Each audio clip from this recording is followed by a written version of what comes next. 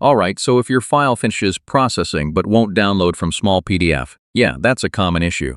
It usually comes from browser settings, blocked downloads, or connection problems, not the tool itself. So in 2026, let's go step by step and fix the Smallpdf download issue. First, make sure your internet connection is stable. Downloads can fail if your connection drops or slows down. Next, try clicking the download button again. Sometimes the first click just doesn't register properly. Now check your browser download settings. Your browser might be blocking automatic downloads. Smallpdf may open the download in a new tab.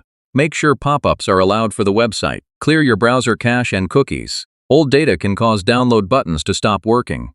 Extensions like ad blockers or security tools can block downloads. Disable them temporarily and try again. If it still doesn't work, switch browsers.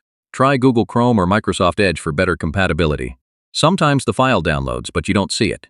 Check your downloads folder or browser download history.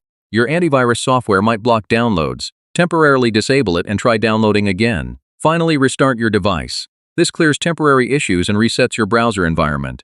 So yeah, that's how to fix Smallpdf download issues in 2026. Follow these steps and your files should download smoothly again.